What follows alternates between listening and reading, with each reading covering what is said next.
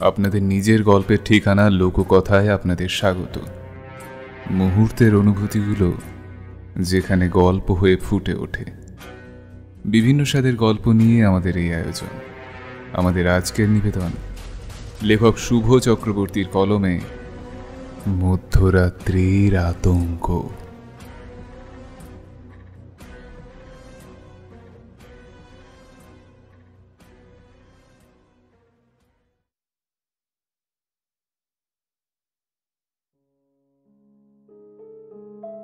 সচক্ষে ভূত দেখার মতো কপাল আমার কোনোদিনই হয়নি।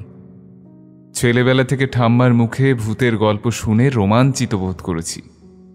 কত লোডশেডিংয়ের রাতে যে নিদ্রাহীন অবস্থায় কাটিয়েছি, সেই স্মৃতি রোমন্থনে আজও চোখে জল আসে।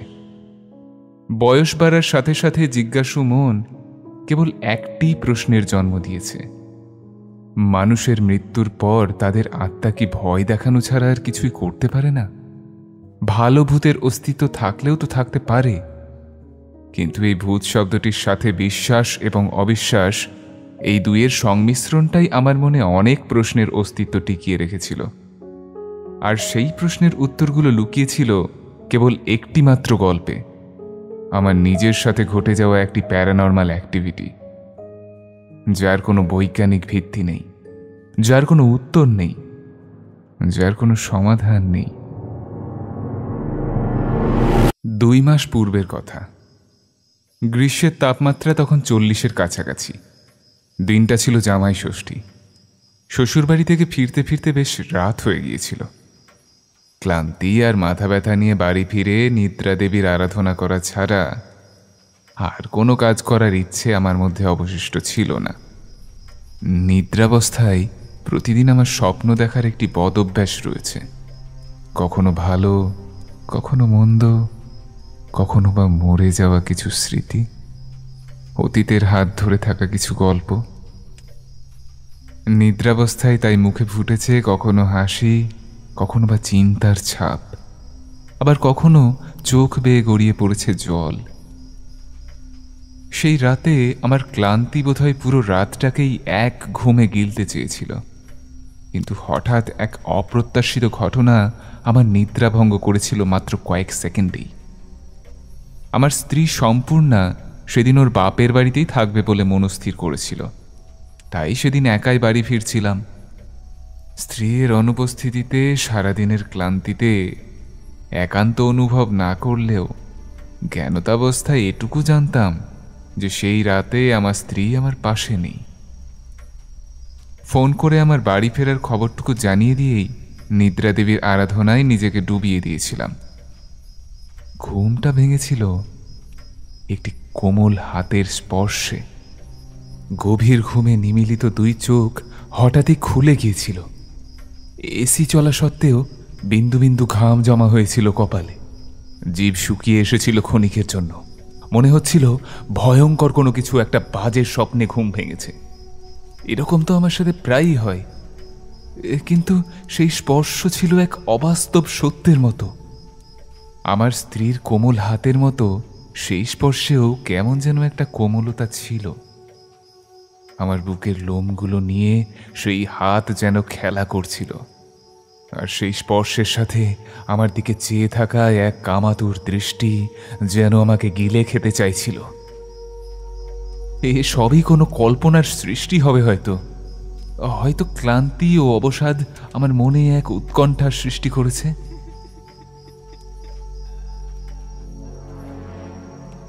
ঘোর ভাঙল দূর থেকে ভেসে আসা কান্নার শব্দে। নির্দিষ্ট কোনো ব্যক্তির কান্না নয়, এ শব্দ যেন এক সমবেত কান্নার সুর। এ কান্না শোকের। এমন সময় টের পেলাম ফোনটা কেঁপে কেঁপে উঠছে। সম্পূর্ণার কল। রিসিভ করতেই কান্না ধরা গলায় হাঁপাতে হাঁপাতে বলল,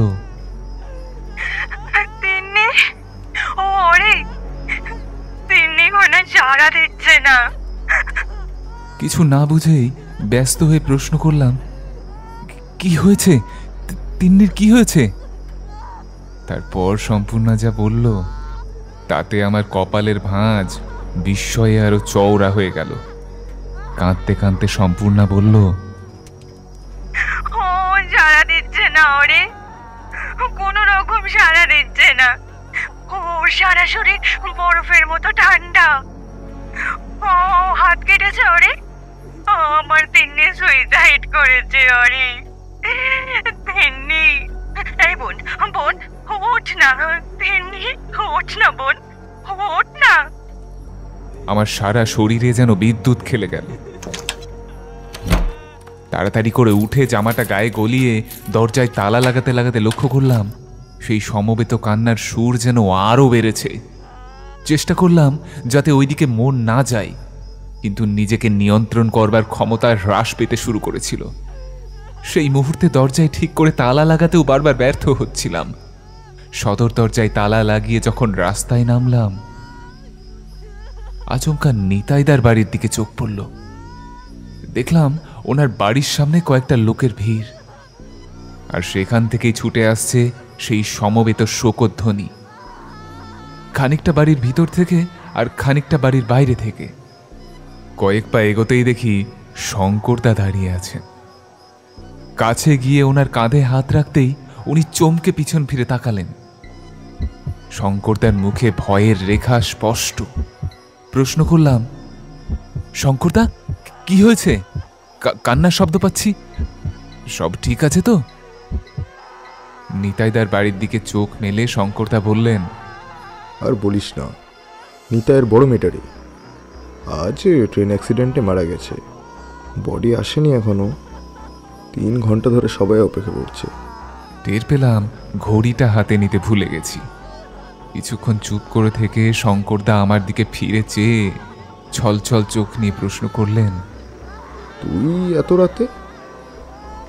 রাত 1:30 বাজে। কিছু কি হয়েছে নাকি? কান্নাকাটির শব্দে ঘুমোতে পারছিস না? না সেসব কিছু না।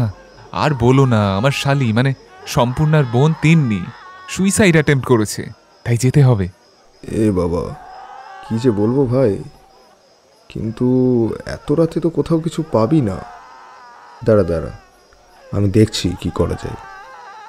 চারিদিকের যা অবস্থা, এ ভগবান রক্ষা করো। এইটুকু বলে শঙ্করদা পকেট থেকে ফোন বের করে একটি নাম্বার ডায়াল করলেন। তাকে বাধা দেবার মতো ক্ষমতা তখন আমার ছিল না। ফোন রাখতেই শঙ্করদা আমার কাঁধে হাত রেখে হাসি মুখে বললেন, দাঁড়া দাঁড়া, টোটো করে যাবি। আমি আমার শালাবাবুকে ফোন করলাম, এক্ষুনি এলো বলে। 2 মিনিট একটু ওয়েট করে যা। আমি নরম গলায় বললাম, আচ্ছা। তারপর সম্পূর্ণাকে একটা ফোন লাগালাম। ওখানে যে কি অবস্থা কে জানে। টোটো 10 মিনিট পরেই এলো। শঙ্করদাকে ধন্যবাদ জানিয়ে টোটোয় উঠে পড়লাম। সম্পূর্ণা একা কি করে এসব সামলাচ্ছে তা ভেবেই বারে বারে আশাহত হয়ে পড়ছিলাম। মনটা উদাস হয়ে গেল। টোটো নিজের গতিতেই চলেছে আপন মনে। রাত্রির নিস্তব্ধতা ভেদ করে ব্যাটারি চালিত এই যানটির পথ অতিক্রম করার শব্দ কানে আসছে শুধু। শঙ্করদার শালাবাবু সত্যিই যেন একটু বেশিই চুপচাপ। নীরবতা ভেঙে আমিই প্রশ্নটা ছুড়লাম, এই রাতে আপনি না এলে যে কি হতো? সত্যি অনেক দেরি হয়ে যেত। কোনো সাড়া নেই। আবার প্রশ্ন ছুড়লাম, তা আপনার নাম কি? ফ্যাঁসফেঁসে গলায় উত্তর এলো, আগে শম্ভু দত্ত। গলা শুনে মনে হলো জোর ঠান্ডা লেগে গলা ফুলিয়েছে, কিন্তু চেহারার সাথে গলার মিল উপস্থিত। রোগা শরীরে তাকে দেখলে মনে হয় বয়স খুব বেশি নয়, 25 থেকে 30-এর মধ্যে, কিন্তু স্বভাবে বেশ শান্ত।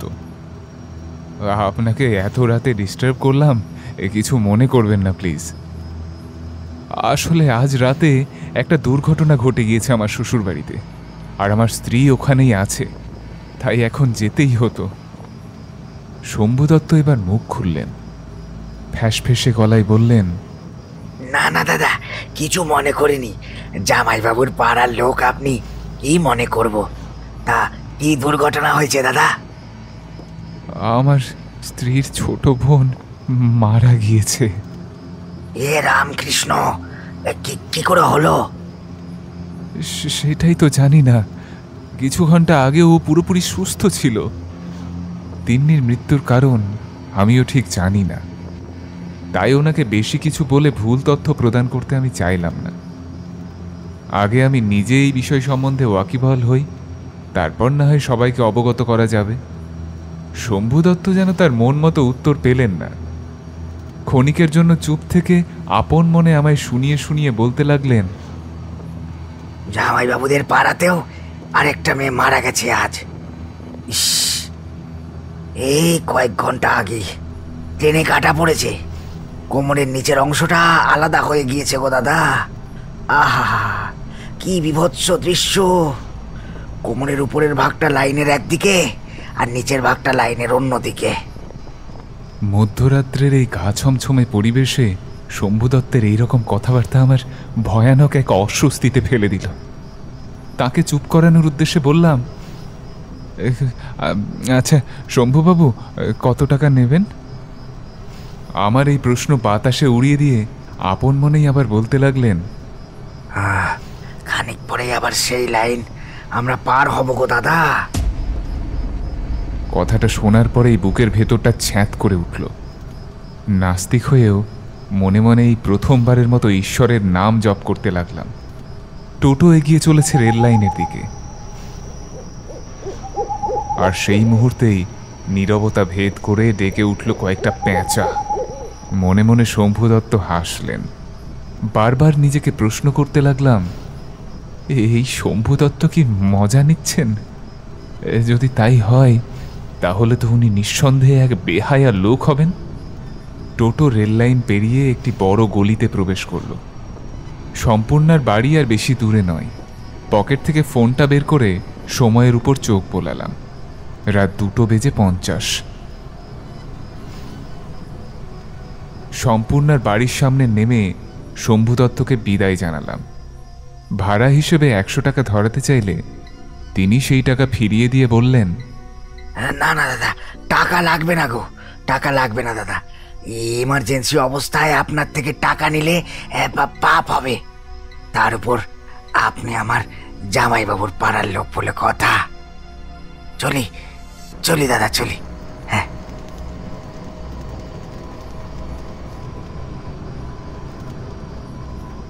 এই বলে তিনি তার হলুদ দাঁতগুলো বের করে একটা সরল হাসি হেসে যাত্রীহীন খালি টোটোটিকে নিয়ে অন্ধকার ভেদ করে উল্টো পথে এগোতে লাগলেন।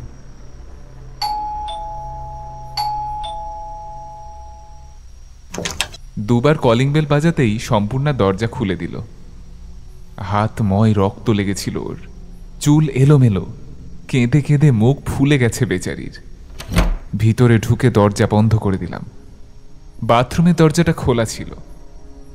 সম্পূর্ণার মা ডাইনিং রুমে একটি চেয়ারের উপর বসে আছেন মাথায় হাত দিয়ে, আর বেডরুমের মেঝের উপর বসে আছেন সম্পূর্ণার বাবা, আর তার কোলে শুয়ে আছে তিন্নির নিথর শরীর।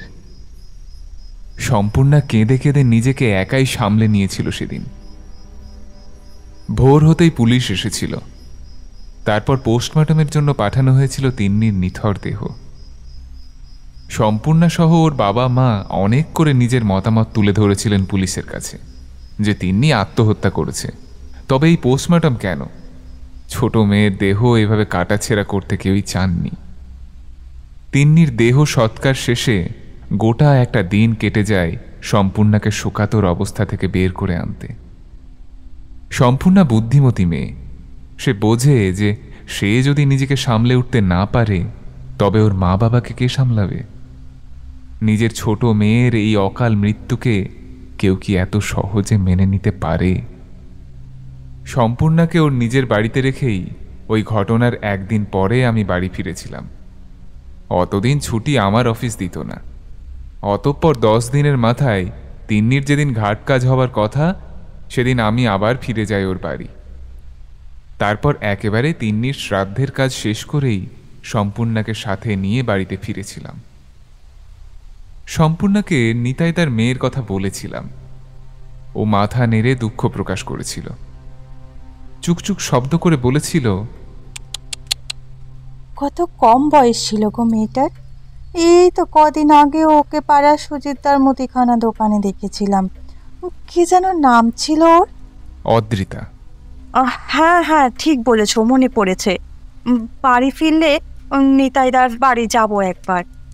আমি ওর কাঁধে হাত রেখে বলেছিলাম, আগে তিন্নির কাজ মিটুক, তুমি ওসব ভেবো না, নিতাইদা নিশ্চয়ই আমাদের এই অবস্থা বুঝবেন। আমি বাড়ি ফিরে নিজে একবার নিতাইদার বাড়ি ঘুরে আসব। নিতাইদার বাড়ি গিয়ে অদ্রিতার মৃত্যু সংবাদে দুঃখ প্রকাশ করতেই নিতাইদা বলে উঠলেন, আমি সব জানি অরিন্দম, তোমার শ্বশুর বাড়িতে যা ঘটেছে সে খবর আমায় শঙ্কর দিয়েছে। আমি কিছু মনে করিনি। আমার মেয়ে আর বৌমার বোনের মৃত্যু যে একই দিনে ঘটেছে, এই বাস্তব সত্যিটা যে মেনে নিতেই হবে ভাই। সম্পূর্ণা বাড়ি ফিরে আগে নিতাইদার বাড়ি গিয়েছিল। হাজার হোক ওর মন ছিল খুব নরম। ধীরে ধীরে সবকিছু স্বাভাবিক হতে শুরু করলো। সম্পূর্ণাও ওর বোনের মৃত্যুশোক থেকে নিজেকে ফিরিয়ে আনতে সক্ষম হচ্ছিল। সম্পূর্ণা কিন্তু বড় শান্ত প্রকৃতির মেয়ে। ঝগড়া অশান্তি কোনোটাই আমাদের দাম্পত্যে স্থান গ্রহণ করতে পারেনি কোনোদিন। কিন্তু ভবিষ্যতের কথা তো কেবল বিধাতার লিখিত গ্রন্থে বিদ্যমান। তাই বর্তমান পরিস্থিতির সাক্ষী থাকতে থাকতে ভবিষ্যতে আমাদের জীবনে যে এক অভিশপ্ত রাত আসতে চলেছে, সেই বিষয়ে আমরা অনবগতই রয়ে গেলাম। ভবিষ্যতের গ্রহণ দশা শুরু হতে আর বিলম্ব হলো না। সেদিন ভরা জ্যোৎস্নার রাত। নিতাইদার মেয়ে ও তিন্নির মৃত্যুর আজ 27 দিন হতে চলেছে। বাজার থেকে ফেরার পথে নিতাইদার সাথে দেখা হয়ে গেল। একগাল হেসে নিতাইদা প্রশ্ন করলেন, বৌমা কেমন আছে? প্রত্যুত্তরে হাসি মুখে ঘাড় নেড়ে হ্যাঁ জানিয়েছিলাম শুধু। তারপর ঘুরিয়ে প্রশ্ন করেছিলাম, আপনি কেমন আছেন নিতাইদা? ওই আছি একরকম। এই উত্তরটা আমি এক প্রকার আশাই করেছিলাম। আর কিছু বলার সাহস পাইনি। আসি বলে চলে এসেছিলাম। নিতাইদা শেষে বলেছিলেন, এসো একদিন এই গরিবের কুটিরে। মনে এক অপরাধ বোধ জন্মেছিল, অতীতের কিছু ঘটনাকে গিলে নেবার অপরাধে। বাড়ি ফিরে মনটা অবসাদগ্রস্ত হয়ে পড়েছিল। রাতে সম্পূর্ণা কাছে এলে গালে ওর কোমল ঠোঁটটা ছুঁয়ে দেবার পরেও যখন আমার কোনো প্রতিক্রিয়া পেল না, তখন হতাশ হয়ে ও একাই শুয়ে পড়েছিল।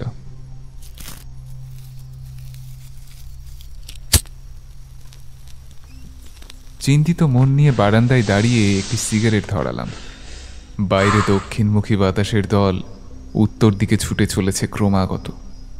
গ্রীষ্মের এই ভ্যাপসা রাতে ওই ঠান্ডা বাতাসেই মনটা এক কোমল শান্তিমাখা স্নিগ্ধতার স্পর্শ জেগে ওঠে।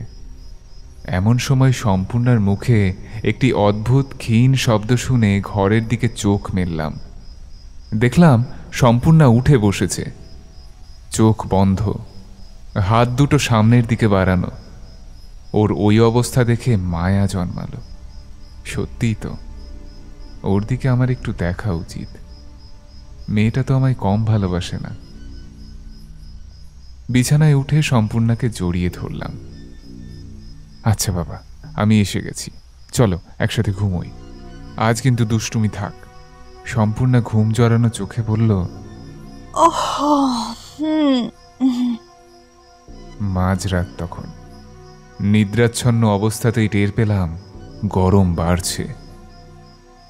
ঘর্মাক্ত দেহে অনুভব করলাম এক অচেনা অজানা অস্বস্তি।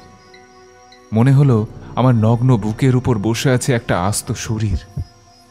ঘুমটা ভেঙে গেল, আর ঠিক তখনই বুকের উপর দুপ দুপ শব্দ বেড়ে দ্বিগুণ হয়ে গেল ক্ষণিকের জন্য। যে অনুভূতি আমার দম বন্ধ করতে চাইছিল, সেই অনুভূতি আমায় এক ভয়ঙ্কর দৃশ্যের সাক্ষী করে রাখল। আবছা অস্পষ্ট লাল আলোয় দেখলাম আমার বুকের উপর বসে আছে আমার স্ত্রী সম্পূর্ণা, দু চোখ বন্ধ, খোলা চুল এলোমেলো, আর হাতে একটি ফল কাটার ছুরি। ভীত সুরে নিজের প্রাণ রক্ষার্থে কাঁপা কাঁপা স্বরে সম্পূর্ণার দিকে তাকিয়ে বলতে লাগলাম, এ তুমি কি করছো সমু? আমি আমি আমি তোমার অরি। হাতে ছুরি কেন তোমার? সমু, সমু, ঘুম থেকে ওঠো সমু। এমন সময়ে আমার বাঁ পাশে একটা কিছু নড়ার শব্দ পেলাম। ঘাড় ঘোরাতেই আরও একটা ভয়ঙ্কর দৃশ্য দেখে আমার শরীরের সমস্ত রক্ত জমে গেল। দেখলাম আমার ঠিক বাঁ পাশে শুয়ে আছে আরও একটি নারী মূর্তি। লাল আবছা আলোতেও স্পষ্ট দেখলাম মূর্তিটা আমার দিকেই ফিরে আছে। ওর দু চোখে হিংস্রতায় পরিপূর্ণ। সাহিত্য সেই মূর্তিকে চিনতে আমার একটু অসুবিধে হলো না। সেই ভয়ঙ্কর দৃশ্য দেখে মুহূর্তে মনে পড়ে গেল কিছু অতীতের কথা, অদ্রিতার কথা। তবে এই মূর্তি অদ্রিতার সেই রূপবতী দেহাধিকারীর থেকে অনেক আলাদা। পরনে একটা লম্বা গ্রাউন, গলার কাছে একটি লম্বা কাটা দাগ। মনে পড়ল অদ্রিতার 19তম জন্মদিনে ওকে একটি গাউন উপহার হিসেবে দিয়েছিলাম। লাল রঙের যে কোনো পোশাকেই ওকে বেশ মানাতো। ফর্সা কোমল শরীরের উন্মাদনা আমায় যেন অন্য এক পৃথিবীতে নিয়ে যেত। কল্পনায় ডুবে যেতাম। উঠতি যৌবনে মনে এক লালসা জন্মেছিল তখন। অদ্রিতার দেহটা একবার নড়ল, আর সাথে সাথেই অনুভব করলাম সম্পূর্ণও যেন খানিক নড়ে উঠল। আবার সেই একই ঘটনা। অদ্রিতার দেহ নড়ার সাথে সাথেই সম্পূর্ণও নড়ে ওঠে। তারপর যা হলো তার জন্য আমি একেবারেই প্রস্তুত ছিলাম না। সম্পূর্ণার হাতের ছুরিটা ধীরে ধীরে আমার গলার কাছে নেমে আসতে লাগলো। মনে হলো আজই যেন আমার শেষ দিন। সম্পূর্ণা কোনো এক অশুভ শক্তির বশে এই কাজগুলো করছে। মন বলল আর বিলম্ব করা একদম ঠিক নয়। এর থেকে আর 1 সেকেন্ডও যদি দেরি হয় তবে মৃত্যু নিশ্চিত। শরীরের সমস্ত শক্তি একত্রিত করে এক হ্যাচকা টান দিয়ে সম্পূর্ণাকে বুকের উপর থেকে নামালাম। সম্পূর্ণা কিন্তু নির্বাক, নির্বিকার। তার চোখ দুটো তখনও নিমীলিত। মনে হলো আমার আঘাতে সেই দেহখানা একটা পুতুলের ন্যায় অন্যত্র ছিটকে পড়ে গেল শুধু। আমার মনে কিন্তু তখন সম্পূর্ণার প্রতি কোনো মায়া জন্মালো না।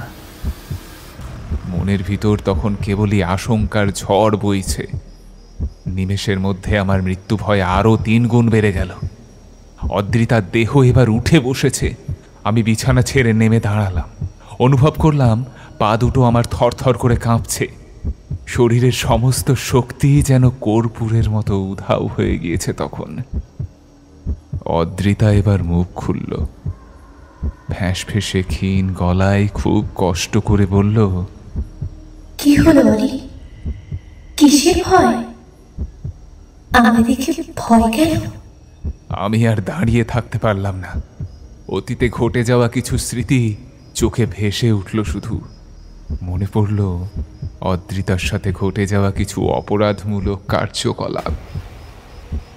মনে হলো এই মুহূর্তটাই আমার জীবনের শেষ মুহূর্ত। অদ্রিতাও আরো কাছে এগিয়ে আসতে লাগলো।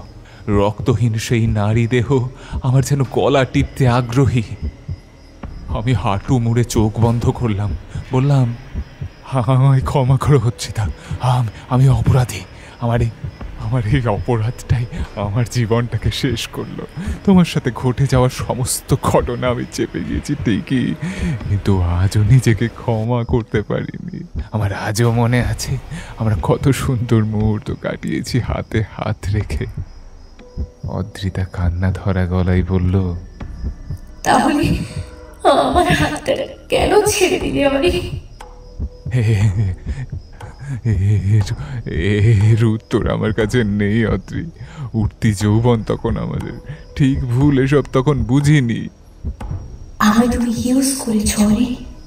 যেরকম ভাবে পেরেছো ইউজ করেছো, ব্যবহার করেছো আমার। আর তারপর একা ছেড়ে দিয়েছো আমার সমস্ত সম্মান নষ্ট করে। বাবার কাছে মুখ দেখাতেও যে লজ্জা হতো আমার। কি বলতাম বাবাকে যে একটা ছেলে আমার শরীর নিয়ে খেলা করেছে, আর মজা শেষে আমায় নিংড়ে নিয়ে ছেড়ে দিয়েছে সমাজের মাঝখানে। বুকে সাহস টেনে প্রশ্ন করলাম, তোমার মৃত্যু কি বলি অ্যাক্সিডেন্ট নাকি অন্য কিছু? আত্মহত্যা করেছি। দিনের পর দিন একই পাড়ায় থেকে তোমার এই বিবাহিত জীবন আমার কাছে অসহ্য হয়ে উঠেছিল। তোমাকে মেরে ফেলার প্ল্যান করেছি কতবার, কিন্তু পারিনি। তোমার এই বউয়ের কথা ভেবে, তোমার বউ তো একটা মেয়ে, ওকে বিধবা করে কি লাভ? নির্লজ্জ মুখে বললাম, তার মানে তুমি আমায় আজ মারতে আসনি তুমি আমাকে? অদ্রিতা একটু হাসলো, তারপর বলল, না, তোমার মেরে আমার কি লাভ? আমার বাবা তার মেয়েকে তো আর ফিরে পাবে না। তোমার মতো কিছু ছেলেরা আছে বলেই তো আমাদের মেয়েদের কপালটা পড়ে। শরীরের খেলা বোঝো তোমরা, মন পড়ার সাহসই করতে পারোনি কোনোদিন। তোমায় আমি মানব না, কিন্তু অদ্রিতার মুখে কিন্তু শব্দটা আমার চিন্তা আরো বাড়িয়ে দিল। অসন্তোষ ভরা মুখ নিয়ে বললাম, কিন্তু কি তুমি আমার কাছে আসছো কেন? হ্যাঁ? অদ্রিতা ধীরে ধীরে আমার কাছে আসতে লাগলো। আমার বুকের দুপ শব্দ এতটাই বেড়ে গেল যে আমার কানে আর অন্য কোনো শব্দ প্রবেশ করলো না। কাছে আস্তে আস্তে আমার মুখের সামনে নিজের মুখটা নিয়ে এলো। অতীতের সেই কোমল মুখ এখন বিভৎস। অদ্রিতা আমার কাঁধে হাত রাখলো। আমি বুঝতে পারলাম অদ্রিতা আমায় মিথ্যে বলছে। ও আমাকে মারতেই এসেছে, এছাড়া ওর এখানে আসার তো আর কোনো কারণ খুঁজে পাই না। আমায় মেরে সম্পূর্ণাকে জেলে পাঠাবে বলে মনস্থির করেছে সে। ভয়ে হৃদযন্ত্র অস্বাভাবিক কাজ করলেও বুদ্ধিভ্রষ্ট আমার তখনও হয়নি। মনে পড়ল আমার ঠিক পিছনে থাকা টেবিলের উপর রয়েছে একটা ফল কাটার ছুরি। অগত্যা সময় নষ্ট না করে মনে বল এনে ডান হাত দিয়ে টেবিলের উপরে রাখা ছুরিটাকে তালু বন্ধ করে অদ্রিতার গলা লক্ষ্য করে দিলাম এক কোপ। অদ্রিতার রক্ত শূন্য দেহ দিয়ে কিন্তু রক্ত বেরোলো না। হাত দুটোকে গলায় চেপে ধরল সে। অসহ্য এক পীড়ায় যেন সে কাতরাতে লাগলো কণ্ঠহীন এক আর্তনাদে। গলা ধরে যন্ত্রণায় ছটপট করতে করতে অদ্রিতার শরীর মাটিতে লুটিয়ে পড়ল। আমি উঠে দাঁড়ালাম, পা তখনও কাঁপছে।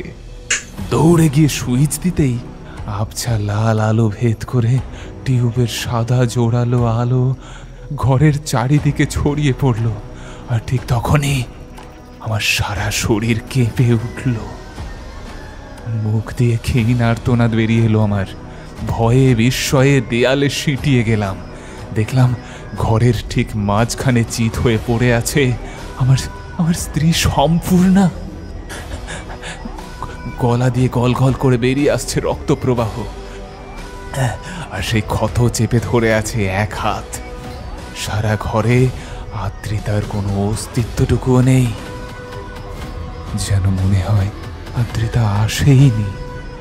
আমি এতক্ষণ স্বপ্ন দেখছিলাম, আর সেই দুঃস্বপ্ন ছিল এতটাই বাস্তব যে সত্যি মিথ্যার খেলায় শেষ পর্যন্ত পরাজিতই হয়ে রইলাম। অকারণেই কি অতীতের বিশ্রী স্মৃতিগুলো সম্পূর্ণার সামনে তুলে ধরলাম? না, এত চোখের ভুল কিভাবে হতে পারে একটা মানুষের? নাকি আমার মাথাটাই খারাপ হয়ে গেছে রে? ভরা পূর্ণিমার রাতে অদ্রিতার সেই রূপ কি অলৌকিক কিছু, নাকি আমার মাথাটাই খারাপ হয়ে গেছে? ভরা পূর্ণিমার রাতে অদ্রিতার সেই রূপ কি অলৌকিক কিছু? এই প্রশ্নগুলোর উত্তর আমার জানা নেই। আমার জানা নেই। আর জানা নেই।